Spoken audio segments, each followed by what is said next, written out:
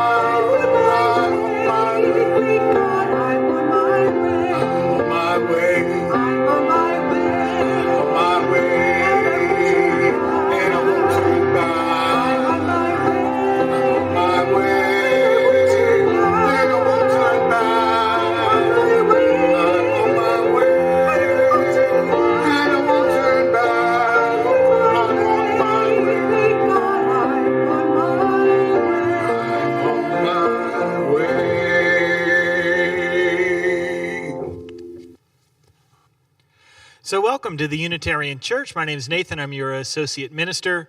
We have Mike Patton, a volunteer, up in the sound booth making this work. We have Leah Hartman on the piano. Kathy Smith is your director of family ministry. She's doing a lot of General Assembly work right now. And Joel Miller, your interim, is offering you this service, and he is headed to Indianapolis, or Indiana somewhere, tomorrow. So we wish him well. And Eric Poza, your new interim, will be here.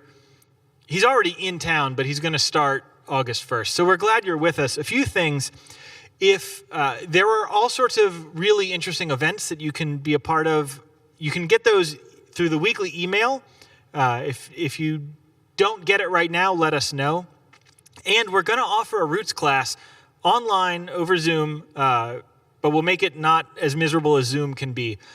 So email membership@unitarianchurchbr.com for more information about how to take the first ever online Zoom Roots class. And today for this service, before the lesson, we have a special announcement from the search committee, in particular their member Jason Wesley. Hello, UCBR. The search committee is wrapping up a busy couple of months, and we want to update you on what has occurred and give you a picture of our next steps. During the course of May and June, we hosted 16 cottage meetings and 12 focus groups. 74 members participated in cottage meetings. So far, 67 members have participated in focus groups. Please note that we have 3 focus group meetings still to come.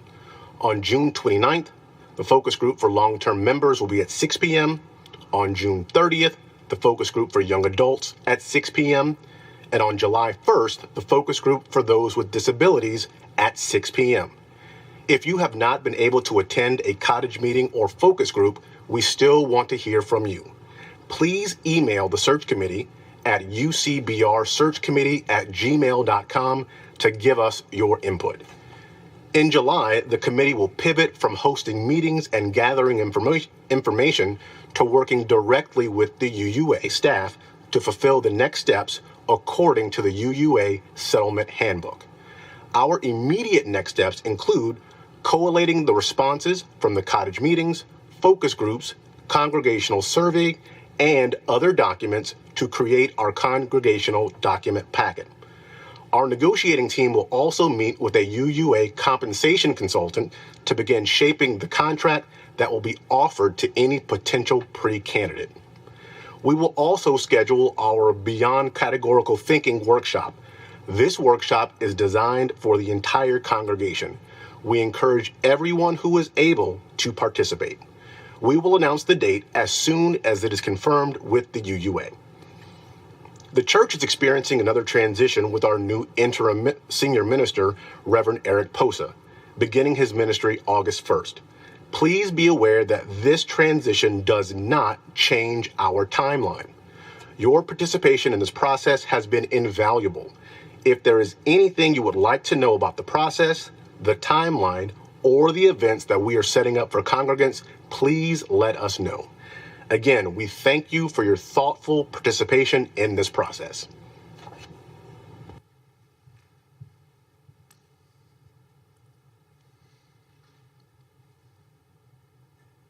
One other thing for the Stones, the phone number that will be good through the lesson is 504-334-8034. Text us if you would like us to place a stone for you. 504-334-8034. And now the lesson.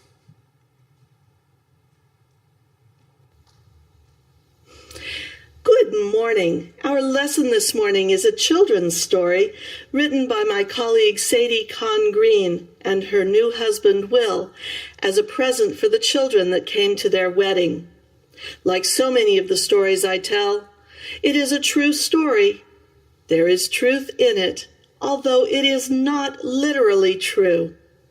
Listen and see if you can find the truth in this story and why I might have chosen it for this church at this time. Oh, and it's also an interactive story. So if you want to, when I say wiggle, you can wiggle from side to side. When I say jiggle, you can jiggle up and down. And when I say help, you can holler, help!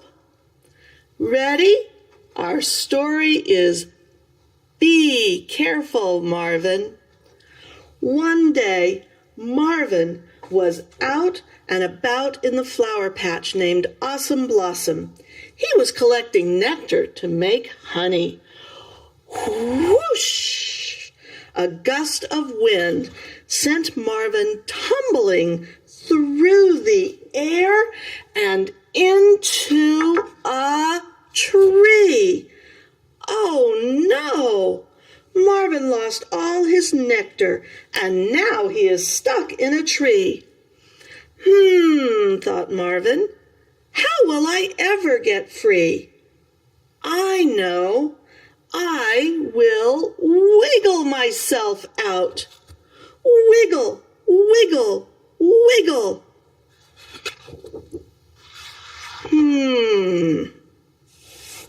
I tried wiggling, but I'm still stuck in this tree. How will I ever get free? I know. I will jiggle myself out. Jiggle, jiggle, jiggle.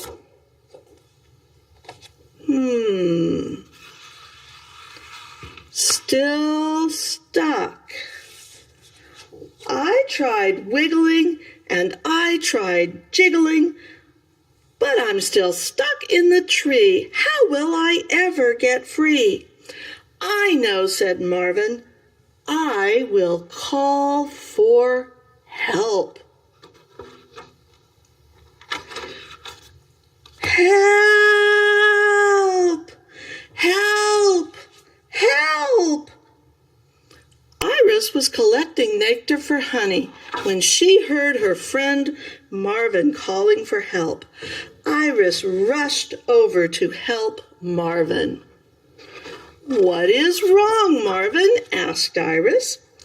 I'm stuck in this tree, said Marvin.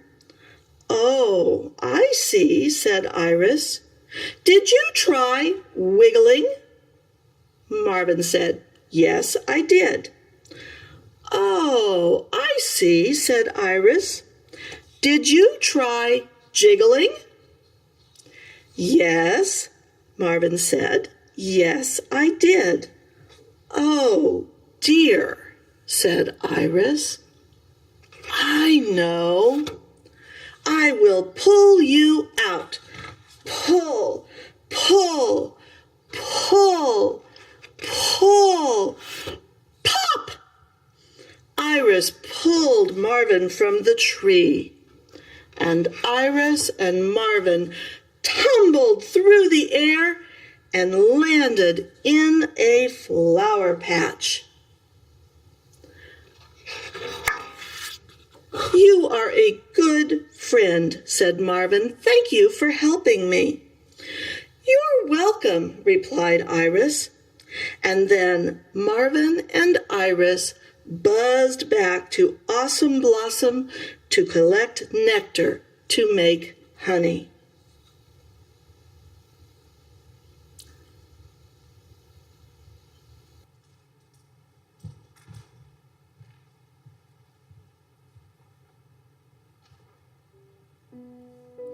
Today we're going to place a stone for Harriet Tillman. This is Henry Tillman's aunt. She died earlier this week. And today also we're thinking of Julie Ruckstuhl. Just so you know, in lieu of cards that are signed by the whole congregation, the care team has been sending these cards out. Today we have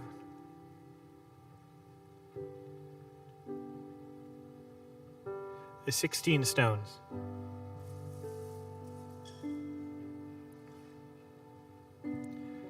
Stones for Don and JT, Gwendolyn Pine and Steve Campo,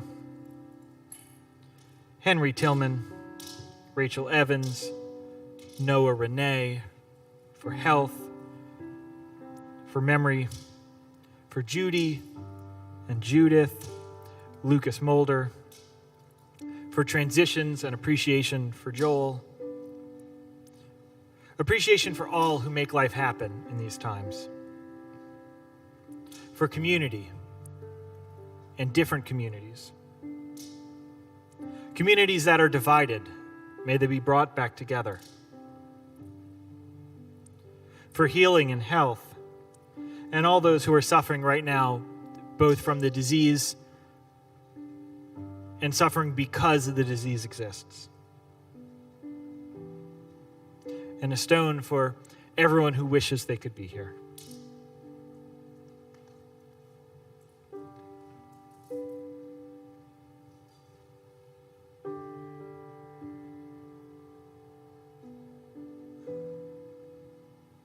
Would you say with me, with hope to make this a better world, we light this flame. Its light is a symbol of the power of love.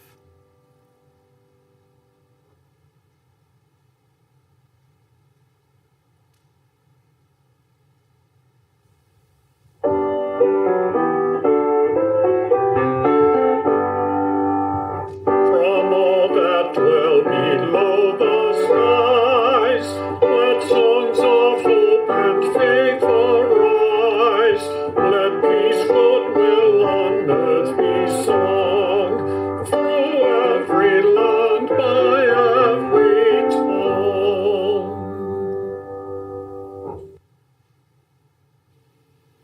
about 10 years ago, I did an interim ministry in a congregation. And in that congregation, given the theological diversity there was there, I began to offer meditation, sometimes prayers, and speak in the various kinds of theological language appropriate, both for members of the congregation and for the topic of the service. But I would end almost all the meditations or prayers with the words, Amen, so be it, blessed be. One humanist in the congregation struggled for a while with what to do with blessed be, and finally found a way that made him comfortable. And he made me this as a way of describing how meaningful it was to him. That is the blessed be that he made for me and that I keep on my desk. This is a service about ministry and about bees. And this first reading is one about ministry called Anyone's Ministry, and it's read this morning by George Judy.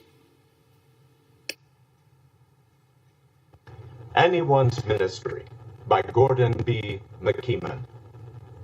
Ministry is a quality of relationship between and among human beings that beckons forth hidden possibilities, inviting people into deeper, more constant, more reverent relationship with the world and with one another, carrying forward a long heritage of hope and liberation that has dignified and informed the human venture over many centuries, being present with, to, and for others in their terrors and torments, in their grief, misery, and pain, knowing that these feelings are our feelings too, celebrating the triumphs of the human spirit, the miracles of birth and life, the wonders of devotion and sacrifice, witnessing to life-enhancing values, speaking truth to power, speaking for human dignity and equity, for compassion and aspiration, believing in life in the presence of death, struggling for human responsibility against principalities and structures that ignore humaneness and become instruments of death. It is all these, and much, much more than all of them, present in the wordless, the unspoken, the ineffable. It is speaking and living the highest we know, and living with the knowledge that it is never as deep or as wide or as high as we wish. Wherever there is a meeting that summons us to our better selves, wherever our lostness is found, our fragments are united, our wounds begin healing, our spines stiffen, and our muscles grow strong for the task.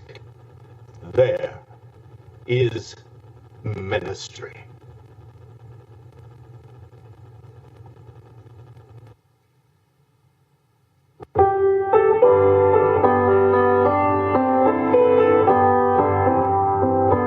Love will guide us, peace has tried us, hope inside us will lead the way on the road from grief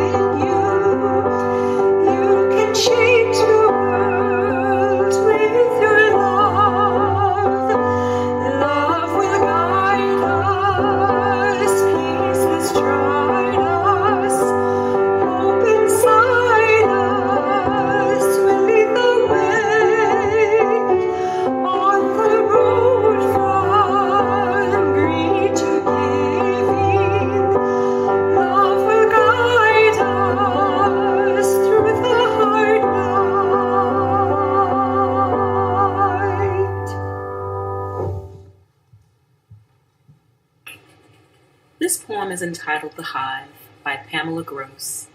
It references thousands of bees that built a 6-foot, 300-pound hive between the back of the fireplace and an outside wall.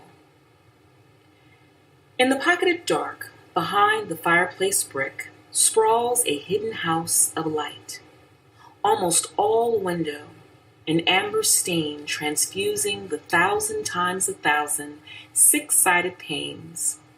Surely this house has nothing to hide. Its daughters' honeyed secrets are transparent.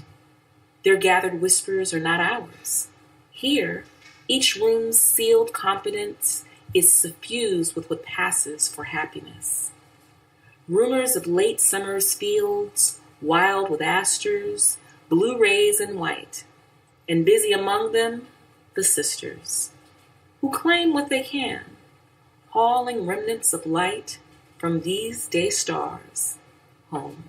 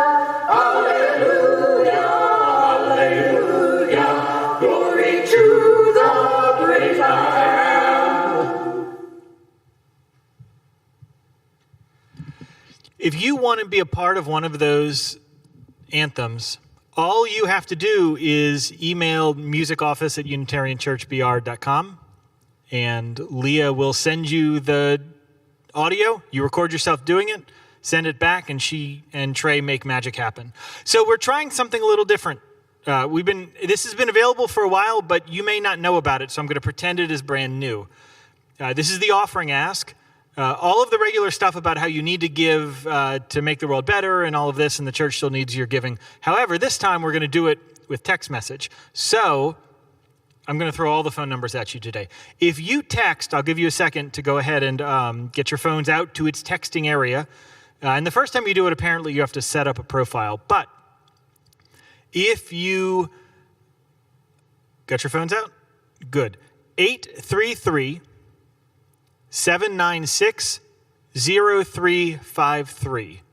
Once again, 833-796-0353. If you text that, some magic happens and somehow we get the money.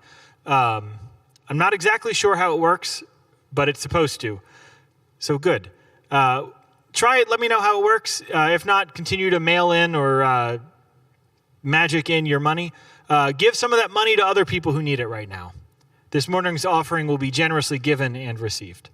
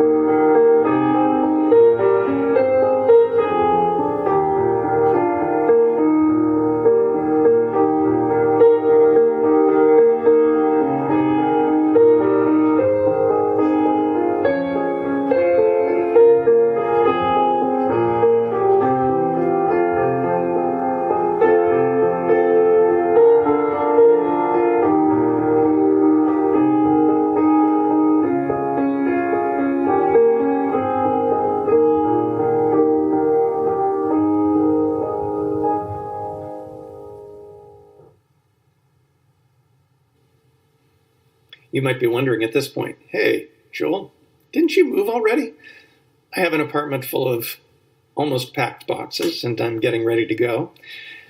But scheduling doesn't always work out the way you plan. And so here I am for an encore, even after having said goodbye. You might be wondering after the two readings, what exactly does honeybee democracy have to do with looking for a minister? Well, the two are actually more similar, more alike than you would expect. So, of course, we know about bees that they have a relationship, a symbiotic relationship with flowers. Flowers feed the bees help the flowers, the plants of the flowers reproduce. When a bee goes from flower to flower, they mix up the pollen, the plants become healthier, more effective, generation by generation. So this goes on while there are flowers, but there are always parts of the season through a year where there are not flowers. And that's an important time for bees. They need to have collected enough food, enough sustenance to survive through the winter time, especially in the north, but through those times when there isn't food to be collected. Hives become quiet. When the hive wakes up again, as flowers reappear, sometimes hives don't just go back into collecting food and sustenance. Sometimes they decide they're too big and that they need to become two hives, not just one. So the bees begin to raise more queen bees, and part of the hive prepares to split, to depart the main hive. When the actual moment of the split happens, there's something that happens called swarming. Thousands of bees will begin leaving the hive, and they will begin congregating, if you will, on a place outside of the hive. It's a very vulnerable time for a group of, for a new emerging hive. The swarms have just enough pollen, just enough honey that they can carry in their own bodies, no more than that. So they quickly have to find their new home.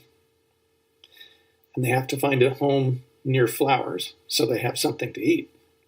But it can't be too near the old hive because the old hive already has its flowers, its territory. It's a dangerous time too because they have one queen. And the queen can be lost, the queen can be eaten by predators, and without a queen, the swarm cannot survive.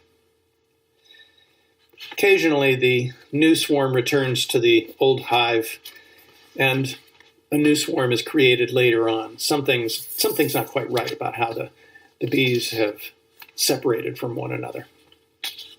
So when they swarm, the new group of bees finds this nearby spot to hang out, if you will. It's pretty dramatic the way they hang out. Usually it's like on a tree branch. And it's almost the name of a swarm when it's on the tree branch like this is a beard. And literally just is kind of hanging there all together, and they're kind of buzzing a little bit and all crawling around one another. They've actually wrapped themselves in concentric circles around the queen bee, probably on the branch in the center. Then about 60 bees, they're called scout bees, start searching for new places that can become the hive, the physical container of the hive. And they begin to gather wisdom about the environment around them and potential new sites for their home, for their hive. The scouts look for a very specific kind of place. It's got to be the right size. It can't be too big or too small. If it's too small, they can't store enough food to survive the winter. If it's too big, their honeycombs won't stretch far enough, and the structure will sag and not work. It has to have the right size doorway. Too small and the bees can't get in, but too big and predators can get in and harm the hive or destroy it.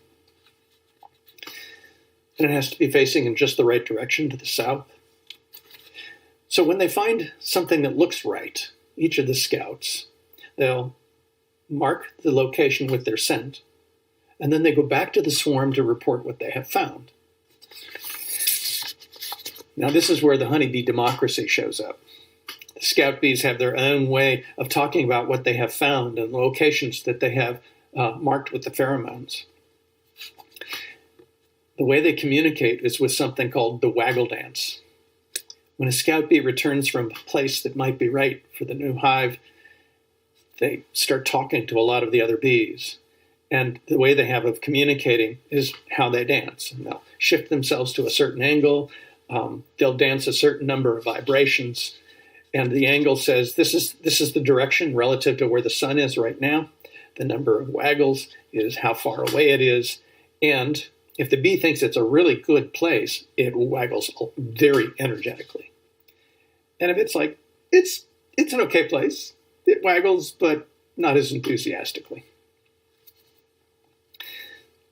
So while they're deciding, even if they're enthusiastic or not, the bees are also always listening to one another. So a bee that is very enthusiastic is still stopping and paying and letting the bees pay attention to the other scouts and what they're reporting back. The other scouts get excited by what they're hearing through the waggle dance of their fellow scouts. And so they split up again, and they begin going to other sites that they hadn't scouted, and they begin measuring the space and looking at the direction of the opening, the size of the opening, whether there's good flowers around. What's interesting about this, why honeybee democracy, is that the bees never rely on one bee to make a decision. It's always many bees. And contrary to what we usually think as human beings, a colony of bees is not ruled by the queen bee. There's no king bee. The colony is the boss of itself, much as Unitarian Universalist congregations are the boss of themselves. Yes, congregations have ministers. It's important for a congregation to understand what kind of leadership it wants, whether it wants a minister. Larger congregations almost always have ministers. What kind of leadership in the minister, what kind of skills. But the congregation chooses the building it lives in, and the congregation chooses its leadership. And so congregations like honeybee hives have scouts. In this case, you have a search committee. And the search committee does a lot of talking with you beforehand, pre-waggle dance, if you will. And then we'll come back to you and present you with what it understands to be the best possible candidate for your next ministry. It's interesting that honeybee democracy has also a similar pattern, a similar way of interacting as neurons in a human brain do. Neurons fire in a way, they fire back and forth, almost in communication with each other, like scout bees will be in communication with each other in a hive. So if you are driving your car and you come up to an intersection and you see something red, is it the stop sign or is it a red bicycle, a truck? What's going on there? And the neurons will be firing back and forth between what they've seen from what's reported from the eyes, and they literally do a kind of a voting. What makes the most sense about what this is? What fits the pattern? So the bees, scout bees, have communicated. They're trying to decide with the hive what's the best place to go. And when they've realized, the scout bees have realized, you know what? This is the best location, has the best flowers, the best dimensions on the inside of the space where the hive could be, the best entryway, the best direction facing south. Then there's another special group of bees called buzz runners. The buzz runners start running around to the hive saying, the scouts have found a place that they like best.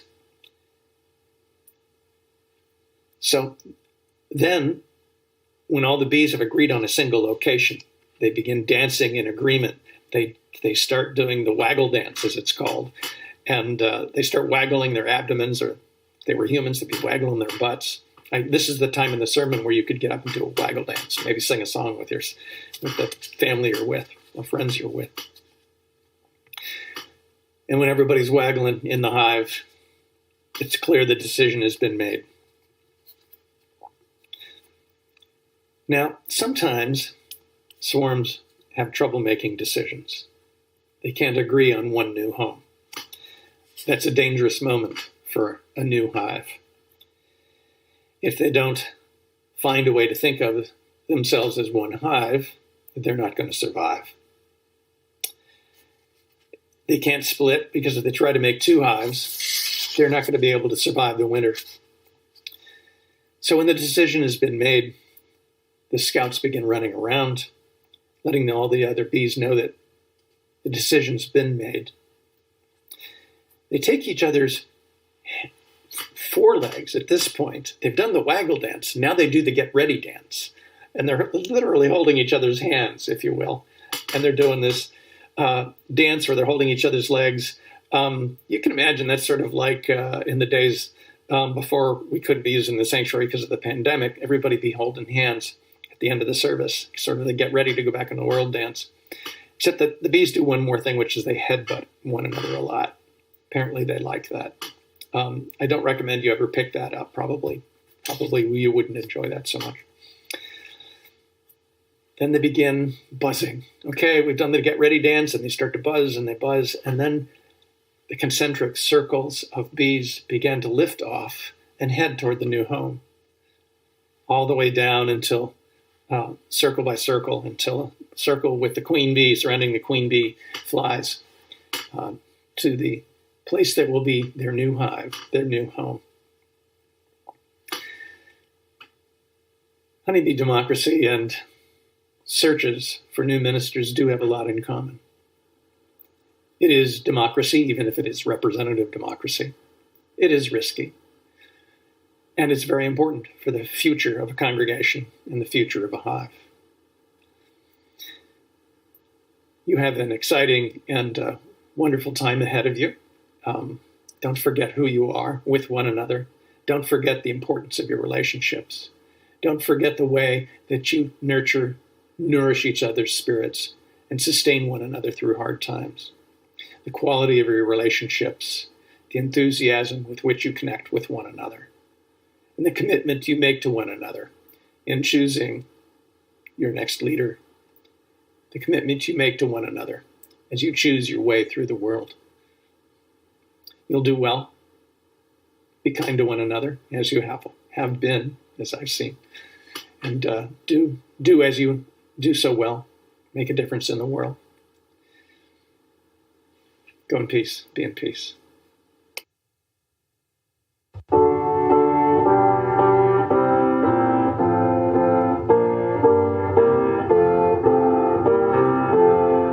Sing out praises for the journey, pilgrims we will carry on. Searchers in lost hopes, deep yearnings, like our forebears in their time. We seek out the Spirit's wholeness in the endless human quest. Look inside your souls, the kindling of the heart, our pilgrims know. Find the Spirit always restless, find it in each mind and heart. Touch and hold that ancient yearning, kindling for a new-found truth. Stand we now upon the threshold, facing futures yet unknown. Earth behind us, wayside hostel, built by those who knew wild roads. Guard we ere they're sacred embers carried in our minds and hearts.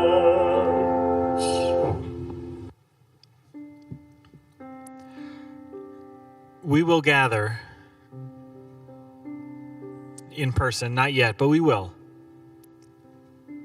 In the meantime, remember, people are struggling. This is really, really hard, and it's been going on so long it's easy to forget how hard this is. Go be kind to some people. Go love some people. Go make this world a little better because you exist. Go in peace. Go in love. Amen.